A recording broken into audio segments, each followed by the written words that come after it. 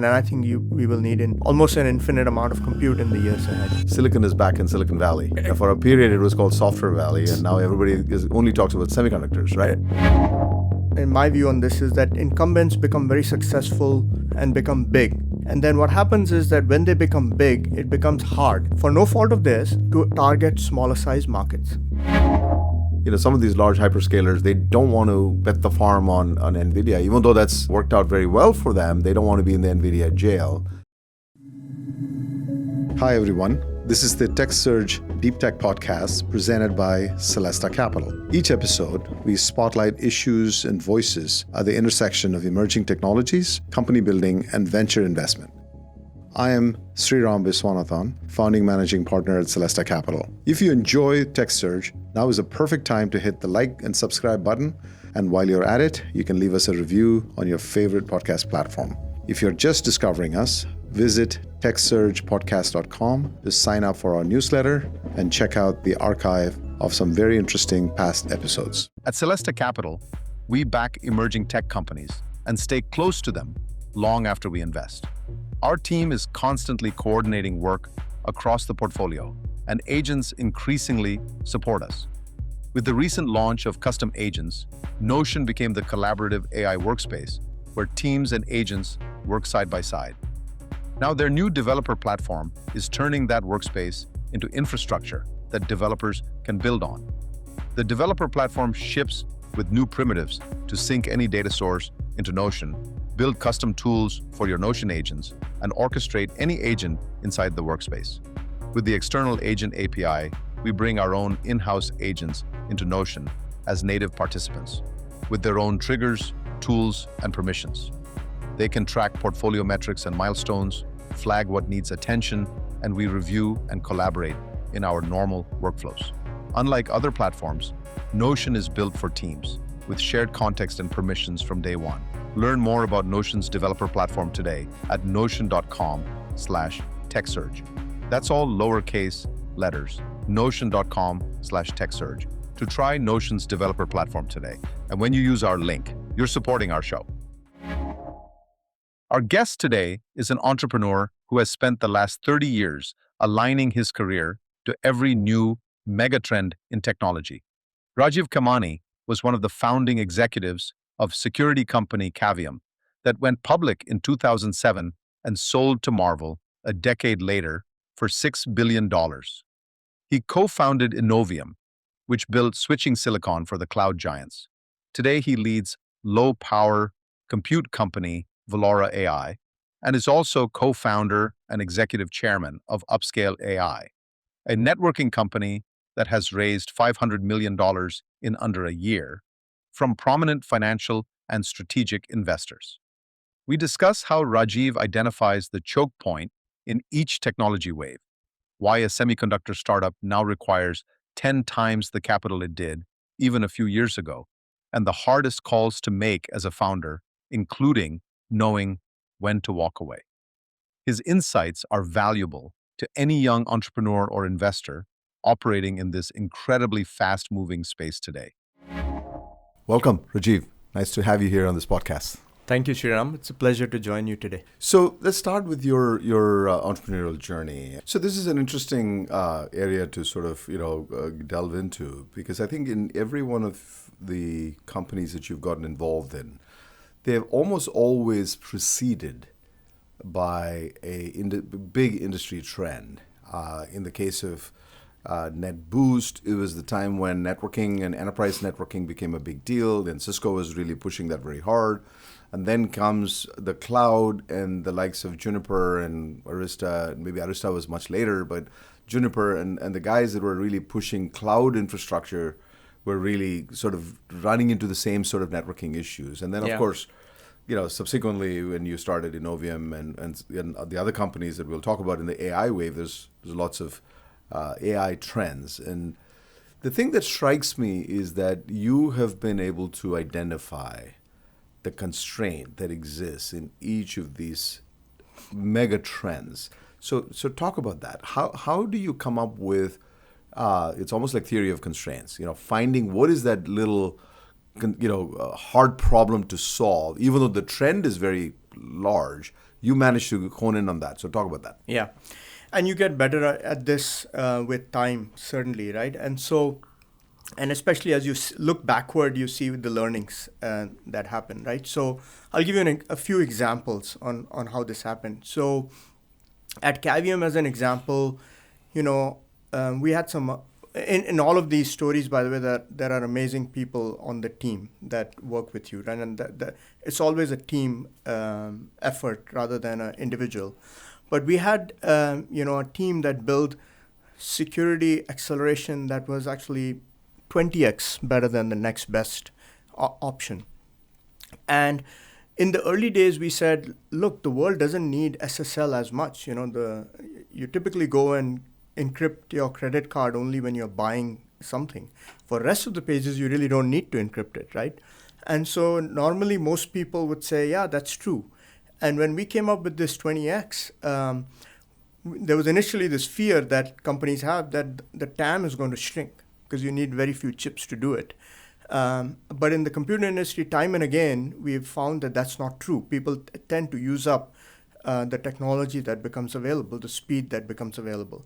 And so here what happened is that I remember distinctly going to F5 in the early days, and I said, what if you made every web page HTTPS through your front-end application delivery switch? This is the highest level of security and encryption that you could offer at the web page, regardless of whether it is the underlying content is financial transactions or not. Or not, exactly, right? And so we basically tried to make everything secure on the web traffic for a variety of reasons, right? There's privacy reasons and so forth. Nobody should know what web pages you are traversing, as an example, because that's your private information. And so F5 said, my God, this is too expensive. We don't want to put it on every box. But we said, what if we gave you a price that made it possible for you to make it a default option?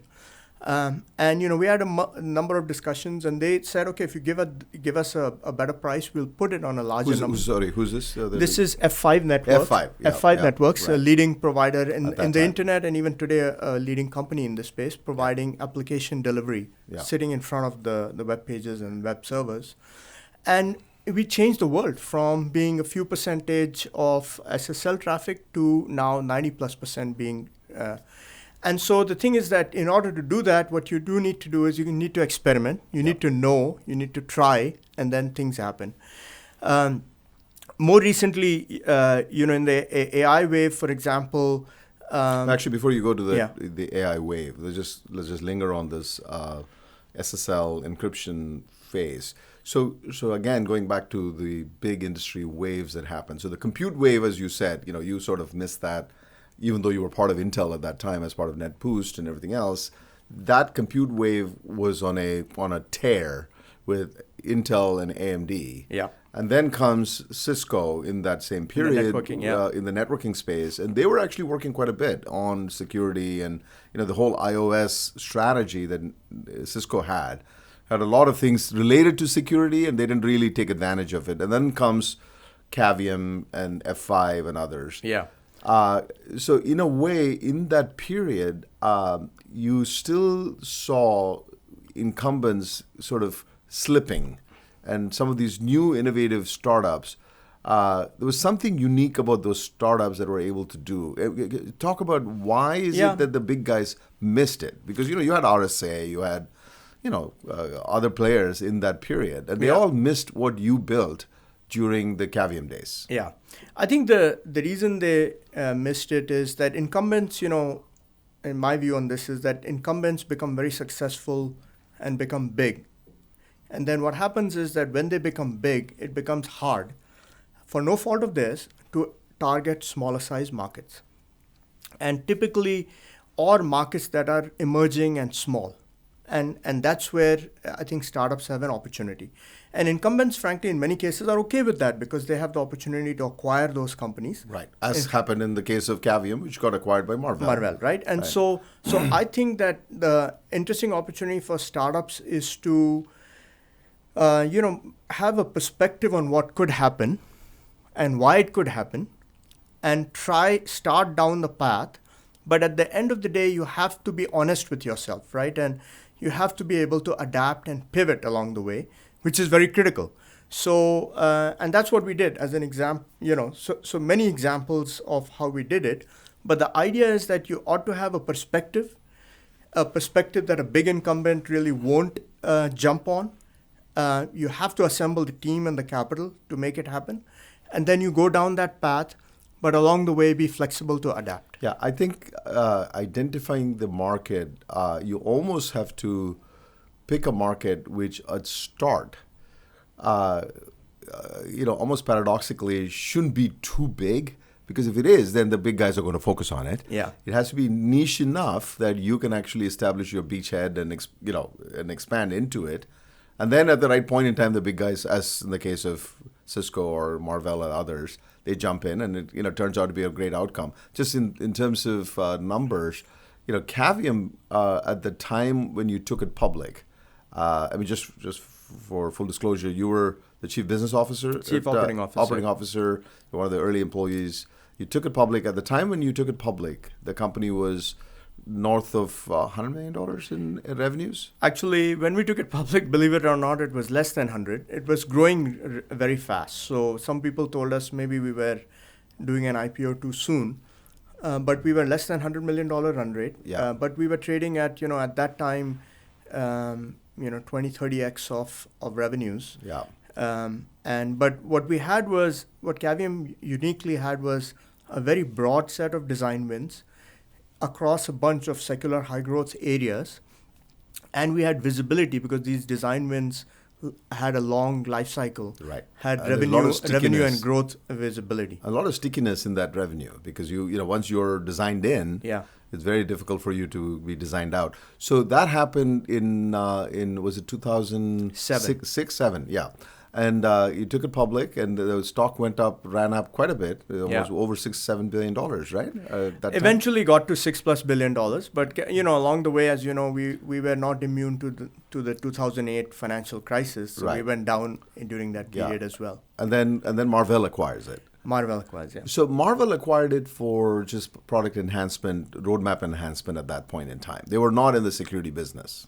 They were not in the security or the infrastructure business. I mean, infrastructure was a very small portion of Right. Marvell's business. They were Right. mainly consumer and hard disk type Yeah. business. And Matt Murphy, who is Marvell's CEO, is a visionary, and he basically made the bet to transform the company to be more of an infrastructure company. Yeah. And Cavium was one of his first Yeah.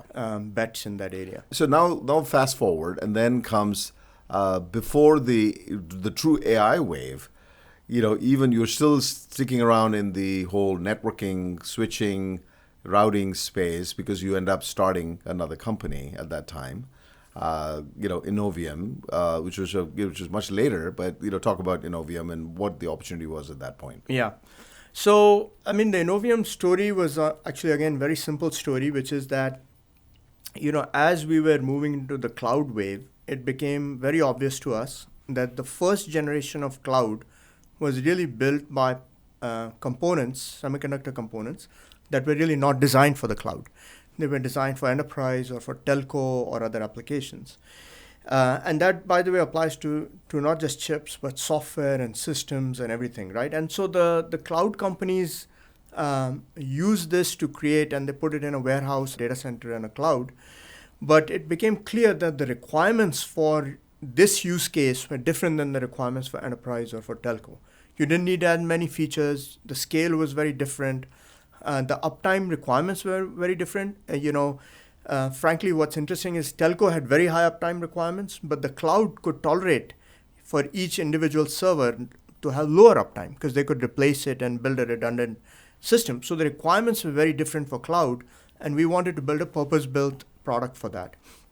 And we obviously, the other thing is you leverage what you know and the talents that you can accumulate and the problem statement where you are best suited to solve it. And we had a team, amazing team, my two co-founders from Broadcom. Yep. And we said, let's build a purpose-built solution for the cloud. And that's Yeah. how we got started. Yeah.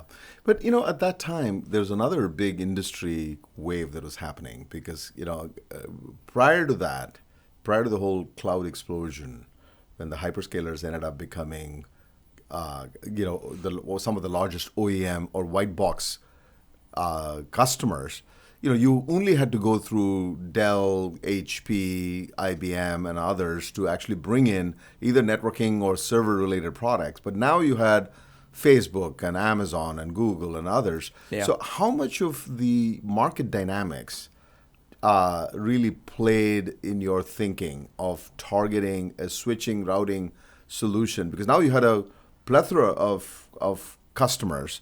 In the previous generation, there were only very few, only a handful. How did that play into your calculus? I think it's good, and I would say, having gone through this, it's good and bad. Okay, so the good part about it is that the hyperscalers really have become so big that each hyperscaler is a market segment by themselves.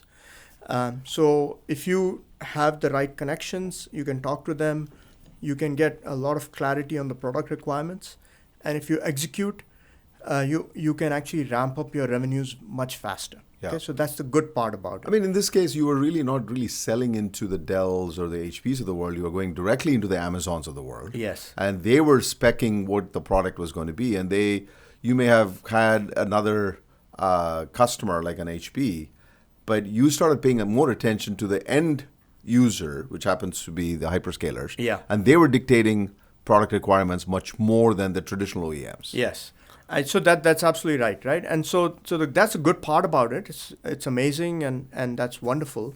Obviously, the not so good part about this is that if you're building a company committing to a lot of capital and you only have 5 customers, and these customers never make commitments until you kind of deliver the product. And so you could end up spending a lot of time and capital, and if you don't get one of these 5, then that's tough luck. Well, the other problem is one of these 5 guys pick you. It's very unlikely another guy picks you at the same time. Is that a fair statement? I would say that no, you could have multiple. I mean, historically, it's been the case that you can't win all 5 for sure. Because these guys have such demanding requirements, not just from product but from supply and support and things like that. So you could win a couple, and couple would be just amazing. Right. Customers to have. Right. But that's what it is. That's what the cloud era did. Right. And I think now we are moving a little bit to an era where things are getting a little bit more. Right. But before we go to that era, yeah. so given the fact that you've actually worked with the traditional OEMs, the HPs of the world, Cisco's of the world, versus the cloud guys, and I know that you are now in the business of selling to some of them, so I want to be careful about what you are able to comment on, how they are as a customer. But in that period, what was helpful to you to sell to the hyperscalers versus the traditional guys? Was there any difference in how the sales process worked and how you approached them and how you actually were able to get design wins with them? Was it one was easier than the other? And if so, why? I mean, I would say that when we were building, there's a lot of other factors, right? So first of all, we were building an amazing product, and that product actually fit one hyperscaler better than some others, So if you're doing some of these switching things, there's clearly bandwidth. Right. What performance do you want to put on top of rack, which is the switching networking product in a rack that connects all the servers. So the requirements are different, right? And so clearly the product we were building was better fit for some folks. There were also obviously business and market factors, right? So people, as we all know, right, when we started the company, Broadcom was and is a 800-pound gorilla and is does their own strong business methodologies, and customers want choice. They don't want to be, committed. They were your back-end provider, right, at that time? They were a back-end provider, but in the market, they were a competitor. Yeah. Right? And so it was like our customers wanted a dual-source strategy so that they're not reliant on one company. So there was a factor in us being selected. And of course, it was also a situation where some of these bigger companies do bundling to win the customers. Right. And becomes challenge for a new startup to enter. So there were a lot of factors that went into play in that market. A lot of learnings, by the way, that we are applying into future companies. Yeah. So, this period was a very stressful period for you. One side, you were trying to deal with the 800-pound gorilla, aka Broadcom, on a bunch of the back-end issues, and you were dealing with them on some IP issues. And then you were also dealing with the hyperscalers. And in parallel, you were also trying to raise capital. And, that was probably one of the stressful periods in your life. I've sort of interacted with you. But the reason I mentioned that is that you did something very profound, which I find very unique in entrepreneurs. And we can touch on that more because there are many similar instances you have run into, we're going to talk about in the AI world. And that is to know when to fold. You were on a tear with one of these hyperscalers who had a huge order book with you, and suddenly that order book changes dramatically, and you were facing an existential issue. So let's talk about that. Yeah. Well, I would say we had, and that continues to be a great product in the market. It was an amazing product. We also had an incredible order pipeline that was not going away, but we were in the middle of this is we're talking about Innovium. Innovium. And you had a hyperscaler, and I think we can mention who it is. It was one of the biggest hyperscalers right? in the world, one of the top 2-3 biggest hyperscalers. And so we had lots of orders. We had a great product, but the challenge is that because of a variety of supply issues and other players in the market, we got into a supply related limitation. Yeah. And it was so bad, Sriram, that we used every help we could. I reached out to Jensen, I reached out to Pat Gelsinger, to Qualcomm, to Cadence, Microchip, to Cadence, and every major company to beg for supply, and there wasn't any. Okay? And you were asking for supply for in some cases it was IP that you were trying to fix in SerDes and others. In some cases it was other. For the product we were shipping, there was no SerDes issue. There were other issues on follow-on chips. We had SerDes issues. But I think that in that we had a supply issue. Right. And on the supply issue, what we were able to do was that, again, look, the help that we get through the investors and the board is just invaluable. And you got to respect that and be grateful for that. But we were able to get an alternative supply source that we were able to build. However, our big customer and their supply folks got a little concerned, jittery, so to speak. And they started to look for alternatives and whatnot. So that was one. And we were working on a follow-on roadmap product, relying on SerDes from another vendor. Yep. And that SerDes we were the first ones to use that SerDes, and that SerDes had issues. So we were hit with two big issues at the same time. One is the inability to supply a jittery customer, and then SerDes issues for our roadmap. And at that time, that's when we decided that it made sense for our company to be part of another big company. Yeah. And again, our customer helped in that process. Yeah. And we were able to get a very good outcome for everybody. And you sold it to Marvell for a good $1 billion plus. I want to just hone in on that point that you made, where you were dealing with supply issues, you were dealing with IP issues, you were dealing with customer concentration, which at that time, this was one of the largest hyperscalers, as you mentioned, and they had $100 million sort of a run rate for you. Yeah. And you sensed that this was going to be a problem, and you came into the board, and I recall this distinctly when you said, you know what, we got to sell. Some other entrepreneurs would have said, you know what, let's go find another hyperscaler, or let's go do something else. What was the thing that actually drove you to make that decision to say, let's fold it and we'll win another day and win another battle another day? You did that. Yeah, I would say that, the uncertainty of what, 12 or 18 months out the world would look like for us was a big factor. Yeah. And, we were kind of trying to look ahead and see what were the possible scenarios for the company. Yeah. And so we felt like the best scenario, again, by the way, looking back in hindsight, if we had been able to convince people and, power through that, with the benefit of hindsight, I think we would have been a big company and the AI wave would have turned us into a big successful company. But at that time, when we had to make that decision, we looked at what the possible scenarios were 12, 18 months out, and what are the possible probabilities associated with those. And we said, what's the best decision, knowing that? Yeah. And that's how we made that decision. And you had a good group of investors that supported you and all of that. We have actually gone into a similar situation in some of the other companies that you're involved with, and there's a learning to take from that. So you end up in Marvell for some period when Marvell acquires Innovium, and somewhere in that period you start thinking, you're branch predicting, and you're saying, well, I can just retire and do my own thing, or I can do a bunch of other things in the AI landscape. And that's when we meet again. But when did you decide that you had another another bite at the apple as being an entrepreneur? When did you decide that?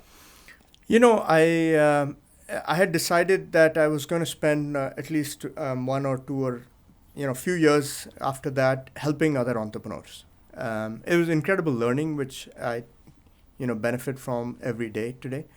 And I connected with Barun Kar, who was on the founding team of Palo Alto Networks. And he was very interested in attacking what was at that time the Web3 space. And because, the cloud was, well into its many years into the cloud era, we were trying to see what's coming next. For that window of time, there was this big hype and buzz about the Web3 and, how blockchain technology was going to change how we did a lot of things on the internet. And so he reached out with an idea of building a chip in the blockchain area. We had a customer that was interested in being a lead customer for that product. And we were looking to get this company started, and that's when we met you, Sriram, right? So, my original thinking was that I was just going to be, maybe an advisor or a board member in the company and help them out. But as you know very well, one thing led to another, and I ended up. Well, this is an interesting story because I end up talking to you about this, and you were reluctant to actually get your hands dirty as an operating exec. You wanted to be an investor, you wanted to be a advisor, and Barun was very successful. He was one of the founding members of Palo Alto Networks, which was a $100+ billion company. But I had not known Barun, and you had introduced me to him, and so blockchain was the big idea. But then you leveraged the hype that was going on in Bitcoin. So somewhere in that period, you decided there's an opportunity in crypto. So explain that and what changed since then. Yeah. So originally, when we jumped into this crypto Bitcoin space, what we found was that doing these Bitcoin chips, even though the logic and the algorithm is very easy for doing this Bitcoin, which is SHA-256, a mathematical algorithm, what was really needed was technology that people refer to as near threshold voltage, which means that you build semiconductor chips that run at much lower voltage than the rest of the chips that are used in the world. And by reducing the voltage, you get a substantial benefit in power, because power is related to the square of the voltage. So you get a benefit. But what happens is when you reduce the voltage, you get hit with yield, with reliability, with reduced frequency, which reduces performance. Performance, essentially. It takes a hit on performance. Takes a hit on performance, and you have to then do innovation to recover all of that back. So as you bring the voltage down, you have to do separate innovation to recover the yield, the reliability, the performance of this stuff. And very different, and it requires very close partnership with the foundry, because it requires, in many cases, to work with the foundry and understand the characteristics of the semiconductor manufacturing equipment and work very closely with that. And so that's what we set out to do. And we got that started in 2022, and we did multiple iterations of that. And we perfected that technology over multiple chips. We've shipped about 35 million of those chips deployed in the field. Amazing technology. We have 100 patents plus and so forth. So, but that was vector one. And we were, in addition, looking at other things in the Web3 area. But the ChatGPT moment happened. And that happened in late 22, early 2023. And very quickly it became clear to us that, my God, this is going to be an amazing change in the infrastructure.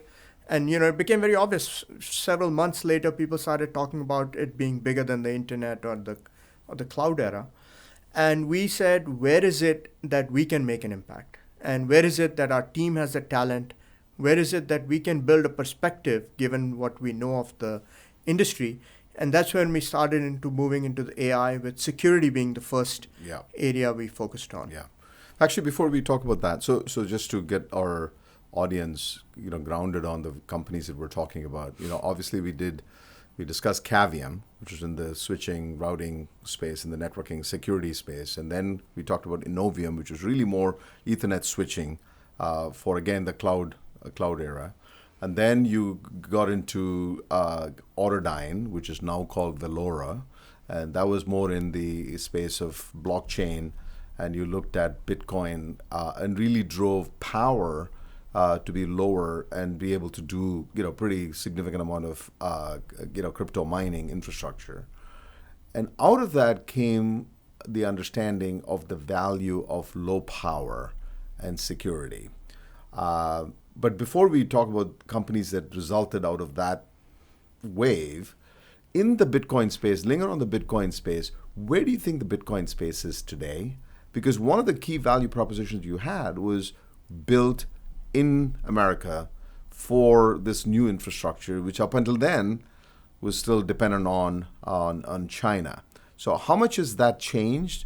And what is the lay of land right now in the Bitcoin space? Yeah, so Bitcoin still is quite heavily dependent on Chinese suppliers, and our goal was to change that. But what has happened with Bitcoin, as you know, Bitcoin is a phenomenal technology and a phenomenal protocol. And I would say that in the 4 years since we started, more people have become aware of it being a technology and not just a Ponzi scheme, as some people believed it to be.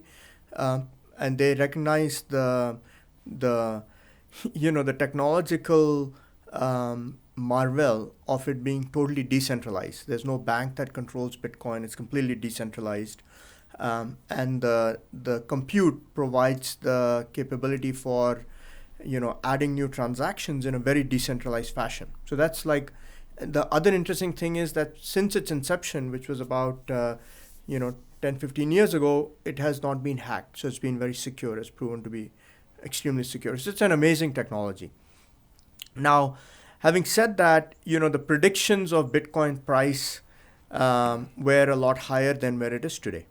There was this sense with the Trump administration that the crypto was going to be, much higher value than it is today.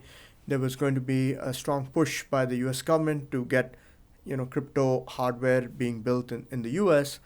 Now, I think what ended up happening is AI came and took everybody's mind share away. And so both from an investor point of view, people are investing much more in AI than they are in Bitcoin. So Bitcoin exists. It will continue to exist, but its price has come down.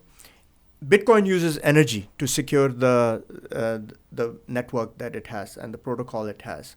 But what has also happened is AI has an insatiable need for energy. So now we have AI competing against that Bitcoin energy, and the Bitcoin data center companies, trying to transition to becoming AI data center companies. I think I'd love to hear your perspective on this, because I sort of see this, similar to what you're saying, which is, Bitcoin and blockchain as a innovative technology for a decentralized infrastructure is a natural evolution of what Web 3.0 is attempting to do. So those are all, industry trends were aligned in a perfect way for companies like Autodyne and others to actually leverage. And in addition to that, you had the benefit of the Chinese sort of, reliance, which was a big no-no. Who knows where the current administration is in that context. Putting that aside, the bigger point is what you mentioned, which is the dependence on energy became the constraint, where when AI took over, or the wave started with AI, they were competing against this scant resource, which was energy. So inherently, even though Bitcoin by itself may not have lost its shine, it was a headwind when you are comparing it to AI, which is also competing for the energy. Yeah. Do you see that changing now that many more gigawatt plus energy infrastructure companies are getting started. Do you see a way for Bitcoin infrastructure, or I should say blockchain infrastructure, to really have a more stronger position relative to AI in the near term, or is that something that it's a lost cause? There are obviously companies. First of all, it's very hard to predict Bitcoin prices, right? Right. If you could predict Bitcoin prices, I'll give you an exact answer to that question. Yeah, but regardless of Bitcoin prices, the energy part of it is independent of the Bitcoin prices, even though the viability of the underlying business is dependent on the Bitcoin price.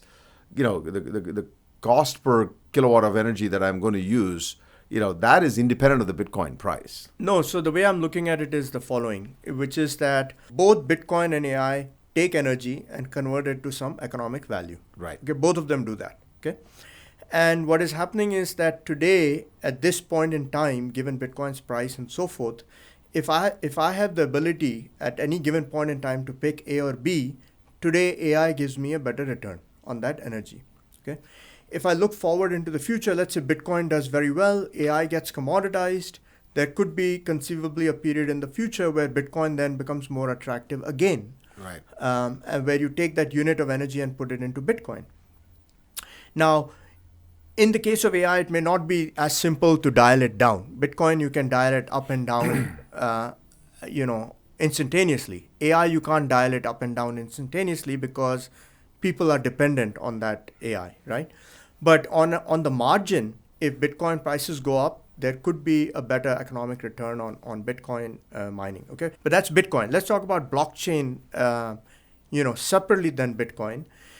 Blockchain is a technology which like if you look at Ethereum and the various other blockchain protocols that actually are not proof of work based, not compute hardware based, but that can run in a cloud environment, I think are poised for massive growth. And the thing that is going to drive that is tokenized assets. Yeah. I mean, we are not even started that wave yet, where we believe that, the timing is hard to predict, but if you look forward 5-10 years down the road, every asset will be tokenized. Yeah. And we will be able to transact in a way that we haven't been since the beginning of time. Yeah. And blockchain will enable that. So this is interesting because I had in one of our earlier podcasts, we had SEC Commissioner, Hester Peirce on the podcast. She's the commissioner that is in charge of regulating stable coins and tokenized assets and all that. And she had quite a few things to talk about this. Some people want tokens per second as another metric, so which is why you're seeing some segmentation of the AI compute market. And I do think that there will be further segmentation of the AI compute market. It will be heterogeneous, will require open standard networks, and we'll come to that in a second. But I think that in the case of Bitcoin, of course, it's $1 per terahash. But there are, joules per terahash is energy efficiency is one important metric. Another metric which gets into this equation is how much is the global compute being applied to that, right? And so that gets into play also in terms of how much revenue you can generate. What is the overall hashing available in aggregate for mining for Bitcoin? That's what you're referring to. That's what I'm referring to. And what happens is that Bitcoin, you can only generate a certain number of Bitcoin every 10 minutes, and that gets spread across all of this compute. So as a result, the more the compute that is deployed, you get less. Yeah. Right? And in some ways, by the way, I think that's a very attractive aspect of the Bitcoin protocol because it self-polices the amount of compute available that's applied to this problem. So what I'm really getting to is in the Bitcoin space, there's a aggregate amount of network hashing that is there, and that grows at certain level.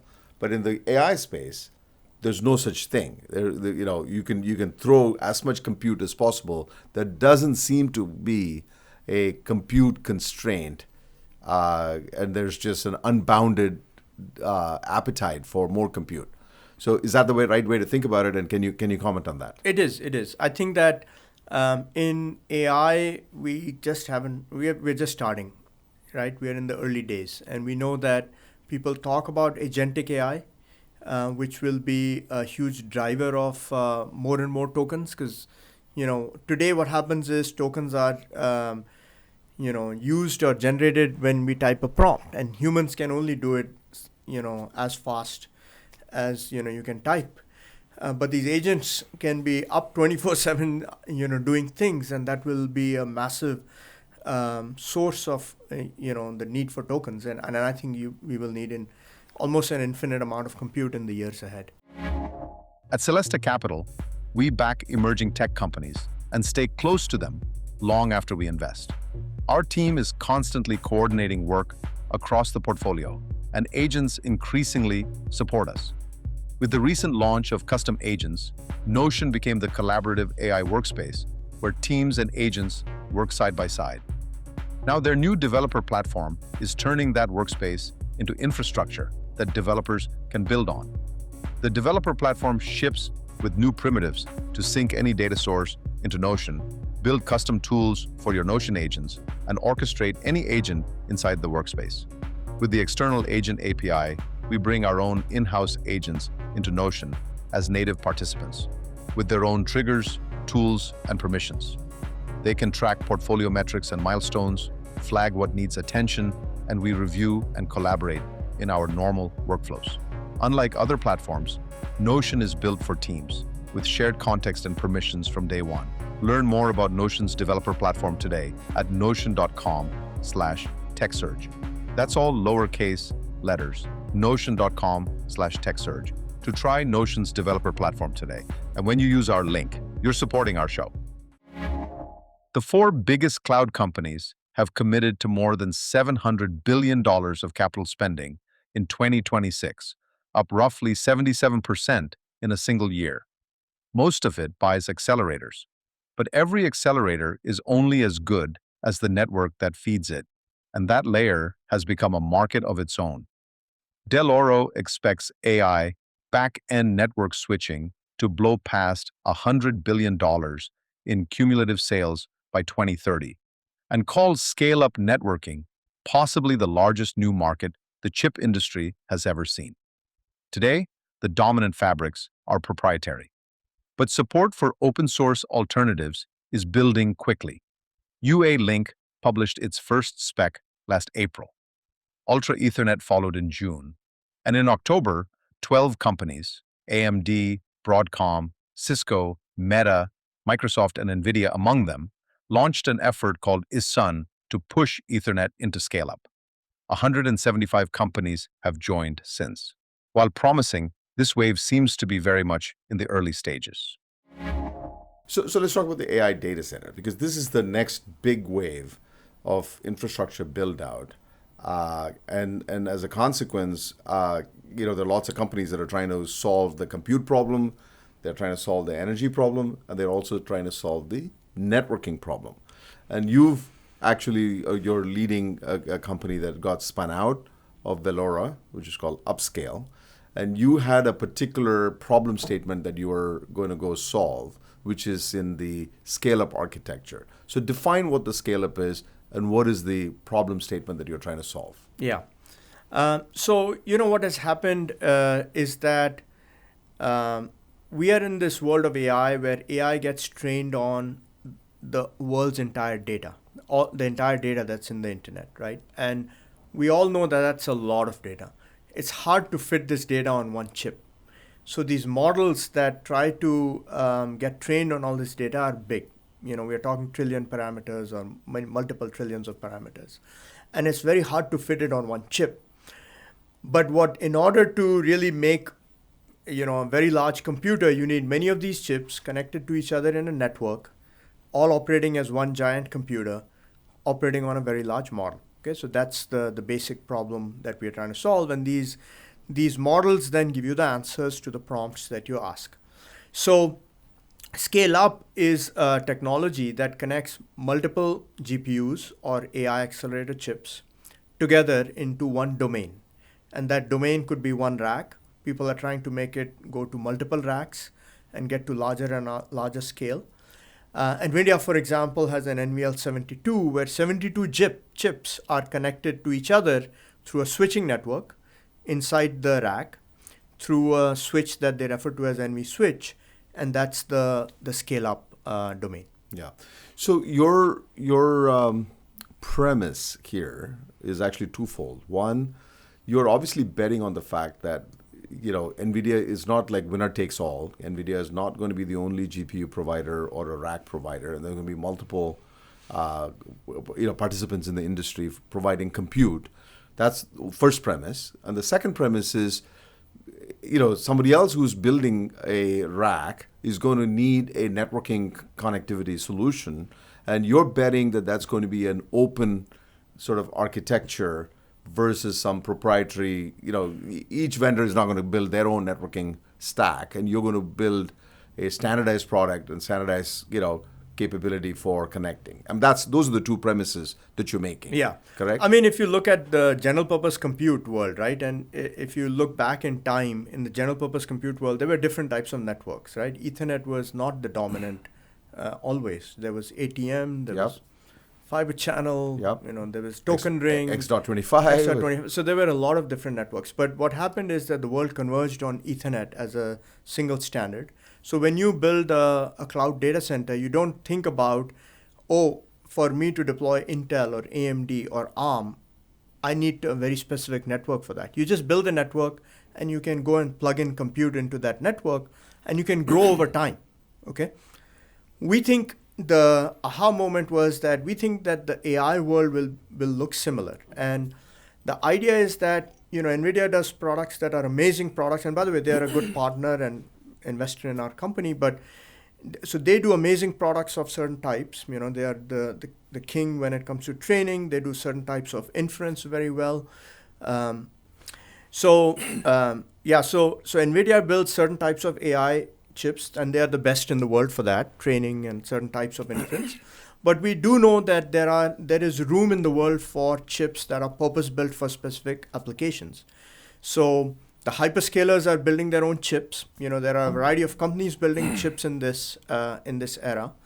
And you saw NVIDIA's acquisition of Grok really validated that, where they look at Grok as a solution to speed up tokens per second.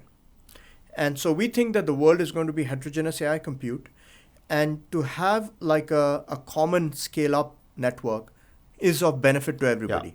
I think I buy that argument. But, in your comparison, in the prior examples that you gave, token ring or Ethernet or ATM or any of these things, most of those things were industry-led consortium.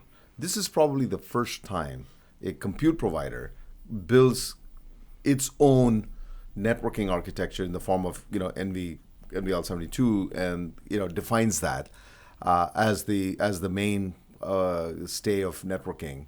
That's different. So the fact that they own 95% of the market segment, you don't see a scenario where some open version of NVL becomes a standard, but instead there'll be a Ethernet derivative for networking? I think NVIDIA had to do it, right? Because there was no open standard before that. Right, so they built their own stuff. So for them, it was a must-have requirement. But they could have used Ethernet at that time. No, the thing is, it's a very fundamentally different type of network. It's a completely different set of requirements. So just like cloud has different requirements than enterprise, the AI network has very different requirements. And they built it purpose-built for that use case. And I think that the rest of the world doesn't have that option. So the choice that every compute vendor now invests heavily into a network of their own doesn't make sense. I mean, it makes sense for a common. We also see that today NVIDIA is a dominant player. The hyperscalers like Google and Amazon and others are building their own XPUs, and they need a network to connect it in some fashion. And they have some of them are going towards open standards. Some of them have their own proprietary networks. But I'm saying if you look forward far enough, several years out into the future, there will be an open standard. Yeah. The general view is that people are trying to do a variant of Ethernet, which they call eSUN, Ethernet Scale-Up Network, so that they can leverage the management capabilities and the familiarity of Ethernet, but fundamentally put different attributes in that switch. Right.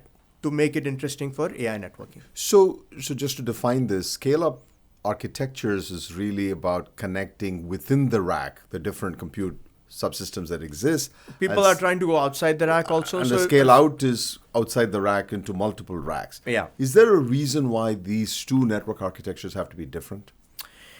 I mean, in theory, I mean, if you could build a very, very large scale up, you could combine, and these two things could converge. But the reality is that today, or at least in the coming future, what we are finding is that you will have small clusters, and these, when I say small, could go as high as hundreds of GPUs, or maybe even 1,000 GPU in one cluster or a pod. And then to connect it to hundreds of thousands of pods, you need a different network, right? So that today is InfiniBand. That today is InfiniBand, or actually also Ethernet. Ethernet, both. right. Both. So that is InfiniBand or Ethernet, and that Ethernet is also slightly different than the front end network. It's a scale out Ethernet. Right. Okay. Doesn't have all the features that you need for the Ethernet or for the enterprise or the cloud. But the characteristics of the scale-up network, which are very critical, is that, and which is why you can't have one large scale-up network, is that these are all memory semantic transactions, not packets. Latency matters quite a bit. Tail latency is critical, right? So in the regular Ethernet network, you can have tail latencies and TCP protocol adapts to it. Here you don't have that luxury. The kinds of operations you're doing, some of them can be offloaded into the network through some in-network computation capabilities. So the characteristics of this network are very different. And to have like one very large scale-up network, you have to sacrifice things like latency and things like that. Yeah. So as we move to more on this inference workloads, where a bunch of the workload is actually ending up becoming memory intensive, on the inference, how does that factor in the architectural implementation of scale up architecture or scale out, where memory becomes an important parameter in this thing, and to do that you actually need, on the same blade from the GPU, you're going offline to memory.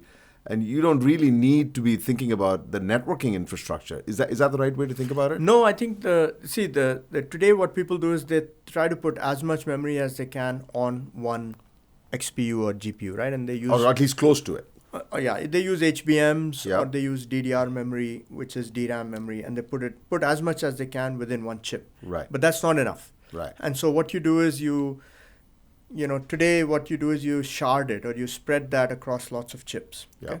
And then what happens is any GPU can read and write from any other GPUs. And you really have to solve the coherence problem, because you need to make sure that everything is in line and all of that, right? I mean, there's some interesting things where in your traditional Ethernet, in-order traffic packet makes sense. Here you don't really need in order, because you're all addressing different memory locations in the other GPU's memory domain. So you can do that. Now, what has also happened is that we are getting into a world where memory is very limited, and the memory companies have become trillion-dollar companies. There's a shortage of memory going forward. So people are trying to say, what can you do to share memory across? And this is where, people are looking at innovative solutions to plug it into the scale-up network and have all these GPUs and XPUs share that memory. Right. And we'll see products in that area in the coming, year or two. So, clearly, NVIDIA just crossed $5 trillion yesterday. Micron crossed $1 trillion earlier in the week. So it's obvious that the market is becoming aware of, it's almost like theory of constraints. Compute was the constraint, value got created, and NVIDIA's, just killing it in that, and memory is the next. So is it sort of natural to think about networking and connectivity as the next opportunity for value creation? And if so, who are the incumbents that are well positioned? And obviously, startups like Upscale that you've created, and Nextop and others that are there. But is there an obvious winner that could play as an incumbent in the networking space? Clearly there's existing players, like the Aristas and Cisco's that will and are doing things in the AI networking era. But I mean, there's something to be said about purpose-built, grounds-up solutions, right? And Arista became very successful being a purpose-built, grounds-up cloud networking provider. We are trying to be a purpose-built, grounds-up AI networking provider. And when you do that, you can actually build it in a way where you're not bolting on legacy things. You're just being very purpose-built, and that gives you advantages in cost, power, latency, quality, security, and people like that. In these networks, the penalty for downtime is a lot. They typically want to keep using that network. Right. Yeah. And so that aspect makes it a little more. What's the next big milestone for upscale? Yeah, on upscale, what we are focused on is both scale up and scale out. On the scale up, we are building our own chip, which we refer to as Skyhammer. On the scale out, we are building systems. We are partnering with NVIDIA Spectrum family of Ethernet switches. We are putting a grounds up AI networking software stack that we are building.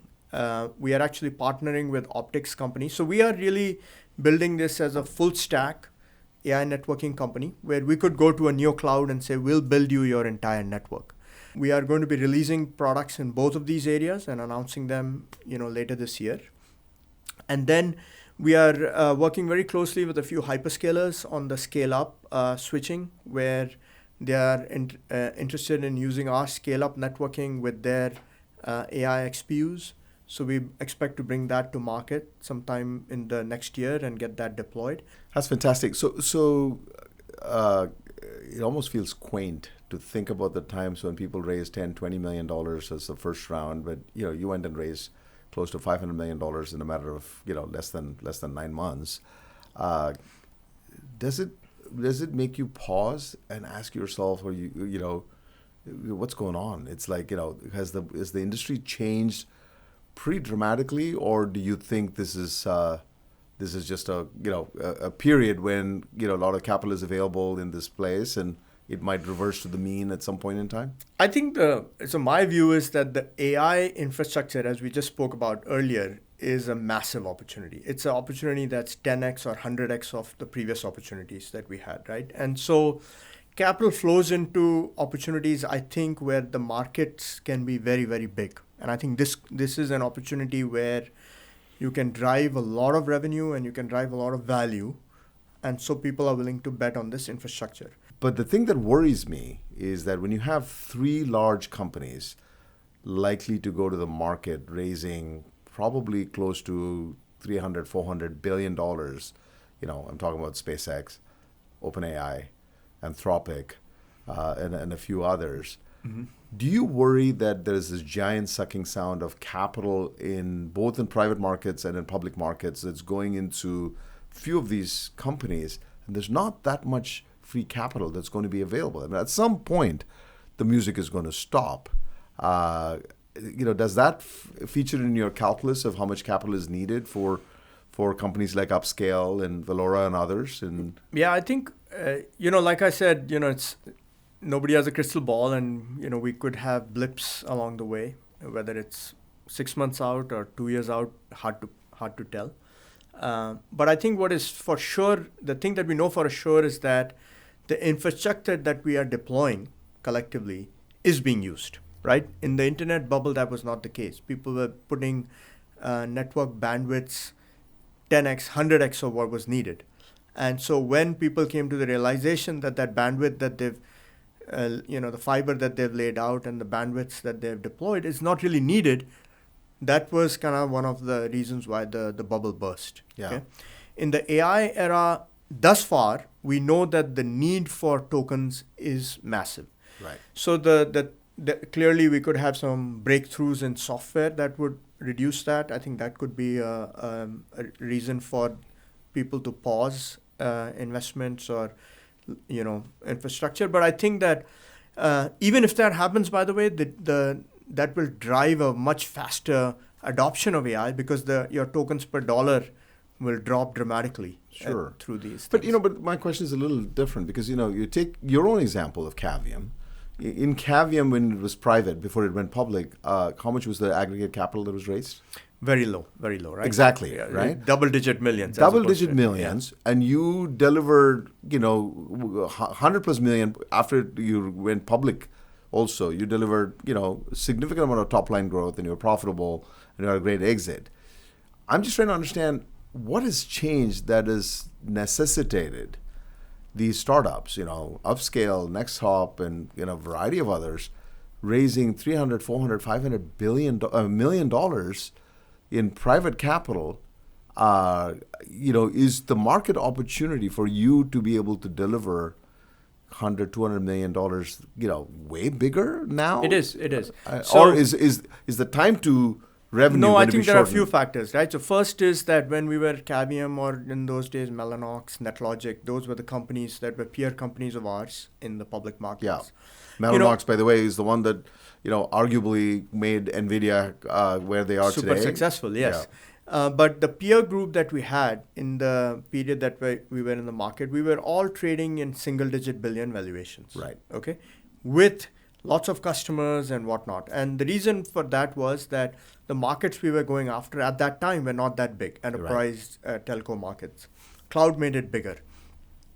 More recently, if you look at the role models or the companies that inspire us as startups in the semiconductor space, are companies like Cerebras, like Samanova, like Credo, like Astera Labs. These companies that have built successful businesses with tens of billions of dollars of valuation. So you can see a 10x value there. Okay. Right. So that is the opportunity part of the equation. On the cost part of the equation, what has happened is that as we used to do chips and tape it out. We would do $20, $30 one million. or $2 million. Yeah. Now we are talking $30 million for a tape out, right? And that's because you're actually, as you go into the leading edge, 5, 4, 3, 2 nanometer, etc. the cost of tape out has exploded, and the IP and some of the backend providers, they've been pretty significant in the cost side of equation. So cost of bringing chips have gone explosively higher. Exactly. And then on top of that, we are in a world which is supply constrained. And the thing is that you have to make commitments that are, long-term commitments for these components. And when you go to these vendors and if you give them a, 1 year or a 2 year PO, they won't accept that PO unless they look at your balance sheet and feel comfortable that you can buy this, right? And so all those factors necessitate having a balance sheet. A war chest of balance sheet. Balance sheet. That's very different than that was required. That is a very interesting point. Maybe let me give you a structure to comment on. If you were to think about those days when, obviously, we've had similar journeys from different vantage points, capital being one of the things that, would keep startup founders awake, sequential financing, and are we going to get the next round put together? That's one sort of worry, if you will. Attracting the right team becomes another constraint. Yeah. Are there going to be enough customers? It's going to be another issue. And then execution. Do we, even though you have the right team, can we deliver what we promise? And if you took those 4 buckets, what has changed now in those 4 buckets? I think that first of all those 4 buckets are very important. Capital, team, execution, those are all markets are very, very important issues. When I was doing the first startup that I founded, Innovium, the world had moved away from semiconductors. It was all SaaS, and it was challenging to raise capital for semiconductors. And what has changed is certainly capital for semiconductors has gone through the roof in recent years. It's like someone was telling me that, Silicon is back in Silicon Valley. For a period, it was called Software Valley, and now everybody only talks about semiconductors, right? Exactly, right? And hardware is back in fashion, and, hardware was moving to, Asia, and manufacturing and so forth was getting out of here. So I think that actually has become much better. It's funny because in some of our funding rounds, we have companies that were historically SaaS-only investors that want to invest in us. So that certainly is a big change. Talent is always hard because Silicon Valley, different companies compete for the best talent. So you have to, it really helps to have people that are like-minded, potentially have worked with you in the past. So that becomes an important aspect of the equation. You have to have an interesting vision and big picture so that you are able to attract good people. Do you see the risk of churn, or do you see in the market at least in the Valley today, it's hard to hire best talent. Are you worried about losing talent or being able to attract the right talent? I think we continue to attract good talent, and because we are solving interesting problems. The other thing that's happening, as we all know, is that AI is making engineering work easier. And I think we'll continue to do so, right? So, we keep thinking of, with the people that we have, can we do more, right? And so we are constantly thinking, and I think in the next 1 or 2 years, that will be a massive, massive change. So this scarcity of talent will become a little better. I think it will never go away because good people are, few. But I think that AI will be a big help in that. And as the customer concentration with 4 or 5 or less than 10 customers who are insanely powerful, the hyperscalers and others, does that worry you? I mean, it's always the case. The hyperscalers are a very big portion of the market. Now, in today's world, we know that roughly half the spend is neoclouds and sovereign clouds.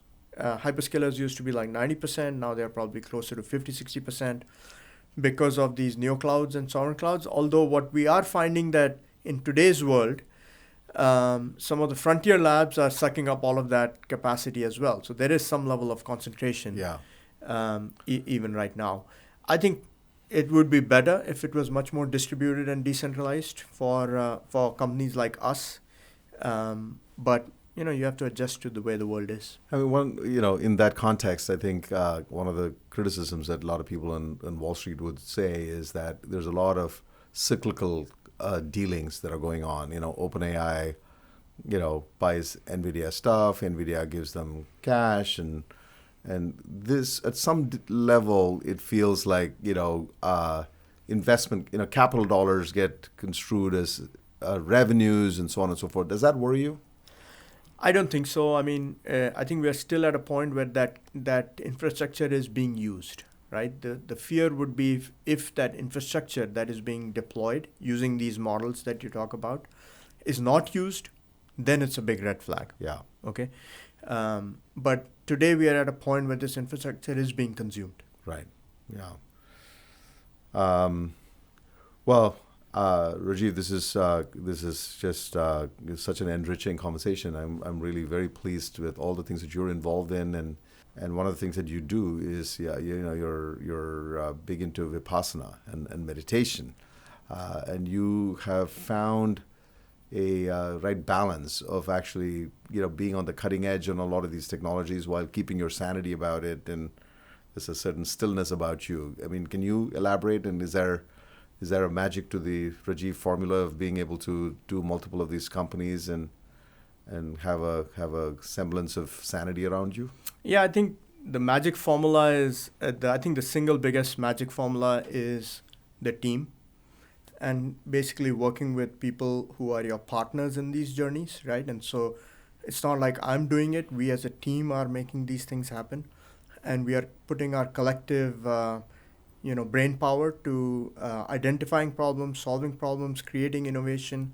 So I think that is the number one biggest thing because, you're not in it alone, right? That's the biggest thing.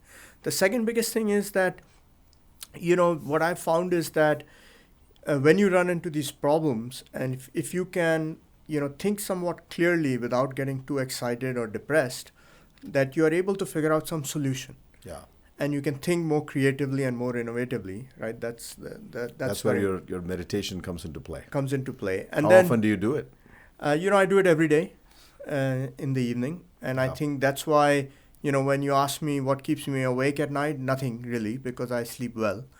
And, that's an important aspect of these things where every day you encounter some problems, some great news, some not so great news, and you have to kind of stay calm in each of those instances. Yeah. So 10 years from now, do you continue to hope to be involved in many companies like this? In a few companies, for sure, right? So I would love to do that. Over time, I'll obviously get into more of a coaching type role as we go forward.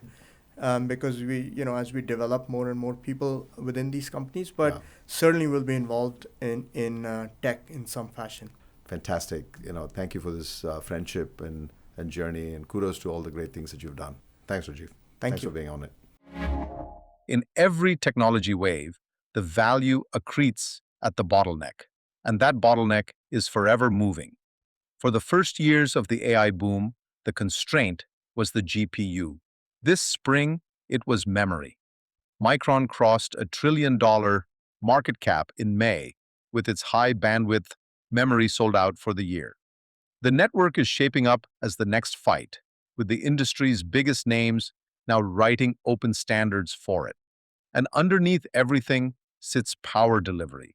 The IEA expects data centers to use more than twice the electricity they do today by 2030, more than all of Japan consumes. That's the real map of AI infrastructure. Not a single bottleneck, a moving set of interwoven pieces. Rajiv has spent decades positioning for exactly that motion. Wherever the constraint lands next, power delivery, memory, optics, physical AI, data centers in space, or something nobody's watching yet. That's where the next generation of important companies will be built.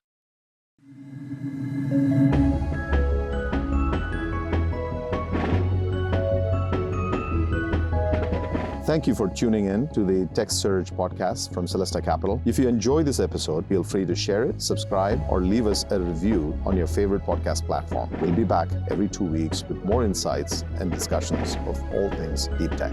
Bye for now.